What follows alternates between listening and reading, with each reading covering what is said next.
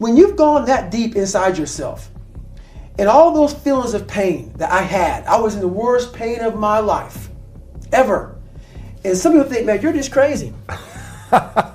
No, when you've done that, and you figured out so much on your own, and all that pain and discomfort I had in that tub, laying there, passing out, everything, was confirmation of what I just figured out. I just figured out the code. I figured out a code that many people aren't looking for. And I want it to be known. I want that feeling.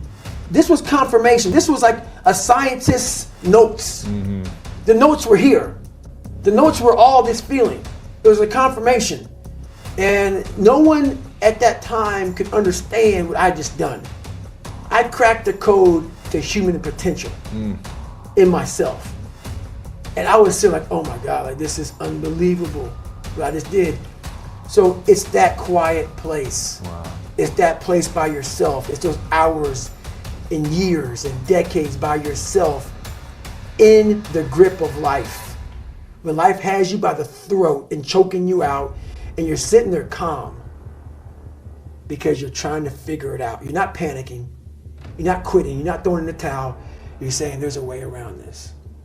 And when you figure it out, when life has you gripped in a vice, and you can figure that out, that's when you overcome.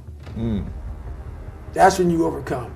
And that's why that one moment for me in that tub, I didn't want anyone to take away from it. Body, not just Navy SEALs, but anybody that can accomplish anything that is hard. The only separator is that they really want to be there. There's some people that get inspired, and that inspiration moves them to try to do something. But the inspiration is very high right now in this nice environment. We're in a nice environment. The ocean's out there. I'm talking to you. If I want to go to the fucking refrigerator and get something to drink, eat, I can. I watch a movie about some badasses, you're inspired. But the second you're not in this environment and you're actually doing what inspired you, that suck factor is now real.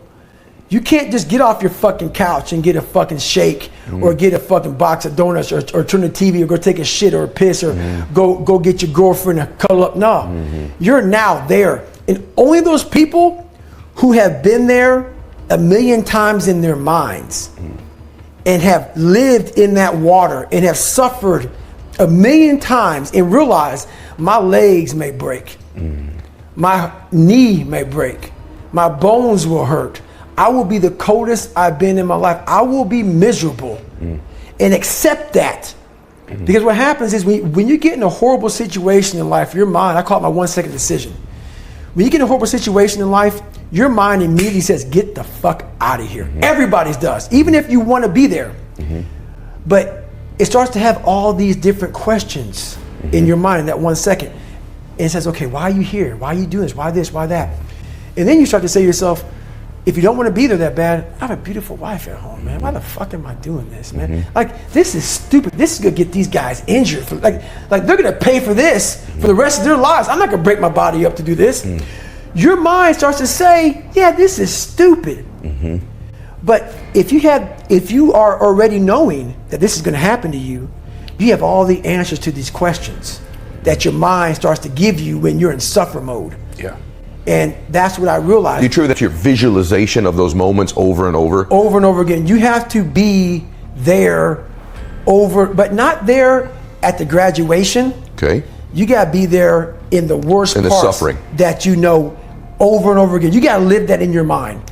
You get to heaven, I'm 300 pounds, I sit down, I was a cockroach Terminator my whole life, and we're sitting down just like this. You're God and I'm David. And he gives me that chart. And he says, look at this. Now look at this chart, and on the chart it has all these different things, but my name's on it. But these things aren't me. I was gonna change the world. I was gonna set records. I was gonna be a Navy SEAL. I was gonna be all these things in the military that I accomplished. You're gonna get the VFW award. You're gonna be honored here, honored there. And I'm like, God, this isn't me. Like it says David Goggins, I was an Ecolab guy, I sprayed for cockroaches, and I'm 300 pounds. It said here I'm 185. It says here I got a bachelor's and a master's. It says all these things.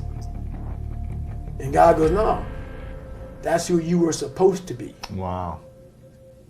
My biggest fear in life is if there is a final resting place in this world and there's a final judgment and you talk to something much bigger than you. I don't want to sit down and have a conversation with someone with something that says, you're in heaven, this is what you should have been on earth. And are you really in heaven now or are you in hell? Thinking about how much I left on the table for fear, for not willing to go over the wall and over the next wall and over the next wall. So in my mind, I believe that. And God knows all. At least I believe that.